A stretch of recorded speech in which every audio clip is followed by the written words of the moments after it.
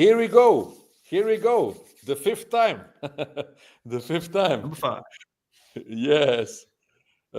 Give me 5. Yeah. Give me 5. Give me 5 at 5. Cool. Give me 5 for 5 at 5. How many times? We need to get to 5 times saying 5. Yes. Welcome to our stream, Matt. Cheers. Good to be here, as always. Hello, everybody who's watching. Yeah, hello, everybody. Today we have, again, 5 very interesting phrases. It's more specifically for transfer now. I also make a post, for guys who want to become successful agents. They will need these phrases just to attend everybody of our participants. And thank you also, Matt, that you prepare these phrases. Cool. No problem. We can start to share the PowerPoint. Here it is. Sure. And I give the word to you, Matt. Great. So we'll get into it. Yeah, I'll just say quickly as well. I actually had someone request a specific type of phrase. Someone commented on the last stream we did, and then wanted to know about phrasal verbs used in football. So we've got 5 specific phrasal verbs, right? So the first one, these are all, I think, very good to use in negotiations and in contract discussions and things like that. So the first one we'll go through is pull out. So most commonly, you would say, to pull out of a deal or negotiation. So basically, this just means that you withdraw from or stop participating in a transfer negotiation, right? You decide, no, we're finished. We don't want to continue. So you pull out of a deal. And just to give you an example there, the club wasn't willing to meet my client's wage demands. So we decided to pull out of the deal, which I'm sure is probably something that can be frustrating if you're working hard on a deal and then one party decides to pull out. It could be very annoying, I'm sure. But sometimes it's good, Matt, when they pull out on time, that you don't lose your time and your energy. Sometimes you are in a negotiation, not just one day or 2 days or 1 week or 2 weeks. Sometimes it's month, and it's really a month. And it's great when that they pull out, let's say the club, or maybe also the player. Sometimes you have great negotiation with the club, everything is going well, but the player cannot make his last decision, and sure. Yes, and they pull out after all the work and all the effort is done. I guess you would prefer that they pull out early rather than late, right? That's the point. It's hard, and nobody like it, but sometimes it's also good because you can open a new door, and you can search for new options when you have enough time. Because we speak also about the transfer window. You have a transfer window which is the most of time 6 weeks, 8 weeks, and when they pull out on the time, with let's say 3 weeks before the transfer window is closing, you have enough time to find something else to recover. And fair enough. Well, that's the first one. We'll jump on to the next one. This one is to tie down a player, and basically this is what happens when they don't pull out of a deal. So it's just a phrase to mean that you secure a player's contract. Most commonly, it's if you extend their contract or you get some sort of long-term deal. So you say you tie down the player to the club, right? We're negotiating a new contract to tie down my client for the next 4 years at the club, right? So if they're tied down, then we know where they are. We know where they're going to stay. It's not a mystery what their future is, right? But it's an excellent phrase, I must say. Really, it's common to use them very often, and also some people who are not so I would say English mother speaking, sometimes don't understand when the decisions say the phrases like "let's tie down your player in a new contract" or something like that. Yeah. You know? You think, what? Yeah. Sounds a bit strange if you take it literally, like you're going to tie them down. Why? Yeah. Yeah, yeah. Um, so that's number 2. We'll move on to number 3 here. To Mm-hmm. weigh up options or possibilities. So this is a very common phrase that gets used in a lot of contexts, but particularly if you're talking about business deals and the advantages and disadvantages, we say to weigh up. So it's just to consider different choices before making a decision, right? A player might weigh up their options between two clubs that want them. Mm-hmm. The club might weigh up options between 2 or 3 different players that they want for a specific position. But if you're weighing up, it means you have options. It means you have choices. So it's usually a good thing, right? And example there, the Excellent. player is currently weighing up his options between staying in Europe or Mm-hmm. moving to the MLS. Right. That's the optimal situation for us as agents when we have Yes. 2 3 options for our players, and that we can really weigh up what will be the best for his future. And when the player also have the option, that means that you are a really successful agent when you have more option for your players, and that's a Yeah. great phrase also. Except Yeah, good to have. Right? Options are usually a good thing. I think it can be a bit difficult if you have 6, 7, 8, 9 options or something, but 2 to 3 where you've got some real good ones is definitely a positive yeah, thing. cool. Okay. Next one, to hold out for a better offer, right? So this is what a club or a player or anyone involved in a deal might do. Maybe you have an offer, you have something, but you think maybe we can get a better offer. So you want to wait. You don't want to commit to this first offer because you think you Mm-hmm. can get a better offer, right? So you delay making a decision in order to get a better deal or offer. And the example there, my client has received several bids, but we're holding out for a bigger club to come in. And of course, this is kind of a dangerous game. And I think everybody can think of a player or 2. And if anyone has an example, put them in the comments, right? But Yes. of a player who maybe tried to hold out for a bigger club, a better club, and then they didn't go there and they ended up with a not so good deal. Someone waiting to get to Real Madrid, for example, but Yeah. ends up. Sometimes that can be a very very bad decision to hold out some options, because Yeah. the clubs also change very fast the offers. They sometimes don't give you an offer which is open for a longer than maybe 4 or 5 days. And when Yeah. you lose to jump to the right offer and make hold out with too many clubs, sometimes you make a big mistake.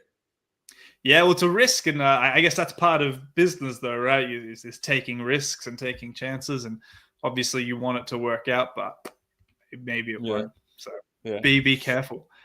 And we'll To jump welcome onto some of the just to welcome, sorry, Matt, sure. just to welcome some of our participants.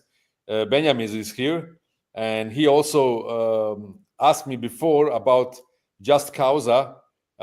It's also phrases from a contract, but today it's maybe not so important. We will speak maybe some of the next streams about that. But best regards to Benjamin. Best regards, guy. Yeah. Cool. Thanks for watching and thanks for contributing. Yes. Yes. I think we're up to number 5 already. We've gone this pretty quickly, so we'll go through. Yes, we go today on a very good fast Yeah. way. That's no problem. This Everything one is is very good explained. no, yeah, absolutely. This one is fall through. This is kind of similar to pull out of a Mm-hmm. deal. The only difference is it's pull out means one person or one party makes the decision to leave. Fall through kind of means that we don't reach a good agreement that everyone's happy with, so the deal or the transfer fails. So that's all it means, is the transfer or agreement just fails to be completed. It could be for any reason, right? Maybe you're working hard on it for months or weeks or something, and there's one element of it that you just can't agree on. So the deal falls through there. So everything was agreed, but at the last minute, the deal fell through due to disagreements over the agent's fee there. And I'm sure that's happened to you. You've had a deal fall through where you thought maybe it was certain, or you were close and it just didn't quite happen. Yes. I have few of stories, few of stories when we don't find a finally agreement, but it was the most of time. Of course, people think it's about financially part, but believe me, the most of the time it was some ridiculous things. Like one time it was a dog. One time we have a problem because of the dog. Really? The player have a dog. Yeah. You don't believe it. Player have a dog, and he was in the club one season, and they want to extend the contract for one more year. But in the apartment where he was living, the dog make some crazy stuff, and the owner did some damage to the apartment or yes, something. the damage really. It was a big dog, and I like this breed. It's Ridgeback. I don't know. Did you know Okay, yeah. this breed? I'm also a breeder. I don't know. Did you know the story really? that I? Yes. I'm crazy about the Japanian breed Shiba Inu. Okay. Yeah, and I'm breeder of Shiba Inu dogs, and this also Ridgebacks I also like. It's very intelligent breed, and they are really good to teach, and you can dress him, and he can learn so many things. Okay. But this dog Sounds from like this player didn't teach this dog very well, though.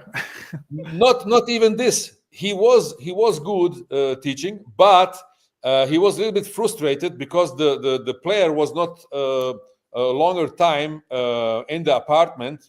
Something about 2 days, and they make really he damaged the apartment. But of course the player make everything new and pay all the things what they expect from him. But this owner don't want to give him one more year to stay in this apartment. Okay.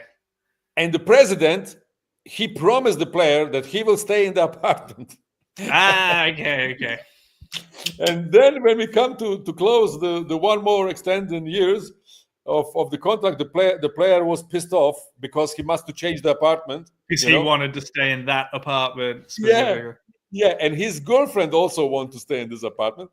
That was the bigger problem, I think, on the end of the story. And so they just, yes, that sounds more likely to be. Now you understand everything. Everything. and yes, on the end of the story, this transfer or this extended of the contract fell through because of the dog of the player. It's unbelievable, but it's true. So then the player just left the club then, I guess? Yes. I must to find for him a new club. Okay, I really find a new club, also a better club, because the player performed excellent. It was a striker.